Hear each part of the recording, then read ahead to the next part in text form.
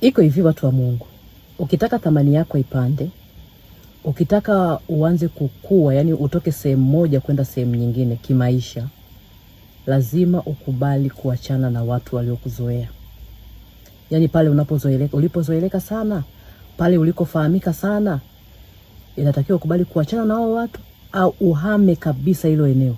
Kwa sababu hao watu ndio watakao tumika kukuharibu, ndio watakao tumika kukurudisha nyuma, ndio watakao tumika kukutolea shuhuda za zamani.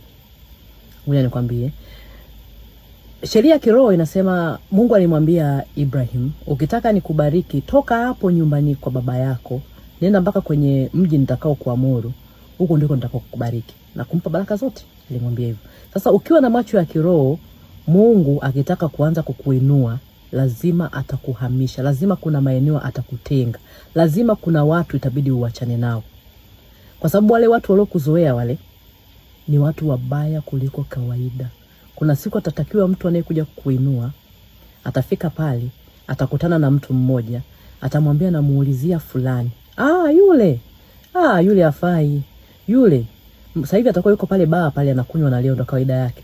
Na ukute ulishaacha kulewa, ulishaacha kudanga, ulishaacha vitu vyote. Lakini wao ndo watakutumika kukutolea ushuhuda. Yesu alivyoenda nyumbani kwake, kule alikozaliwa, kule ambako watu walimzoea, watu hawakusadiki. Kwanza walikuwa wanamshangaa, wanasema huyu ampata wapi hizo nguvu? Huyu si ni Yesu mwana wa Yusufu huyu. Inakuaje? Yaani hata kwenye mikutano yake watu hawakusadiki. Yesu mwenyewe hakutaka hata kukaa masaa mengi, aliondoka. Kwa sababu hakuna aliyekuwa anamwamini.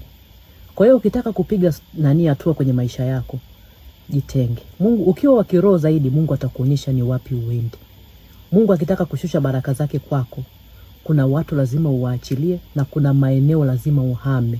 Na kuna watu wanaokujua zaidi, wanaokujua sana, wanaokujua kuliko unavyojijua wewe, inatakiwa uwaepuke. Yaani uende sehemu ya mbali, ukajichimbie huko kimya. Hakuna anayekufahamu. Pale thamani yako itapanda, heshima yako itakuwa kubwa na kila kitu kitapanda. Na ndio maana tunaona watu wengi waliofanikiwa wako huko mjini, familia zao ziko kijijini. Unakuta anarudi kule siku ya sikukuu, ataongea na wale watu wote, lakini vitu vyake vyote kavihamishia sehemu. Kwa hiyo ni sheria ya kiroho. Jiangalie. Hapo ulipo ndio unapotakiwa kuwepo. Kama haupo, muombe Mungu akupe jicho la kiroho. Inatakiwa uende wapi? Inatakiwa uachane na watu gani? Kazi ni kwako.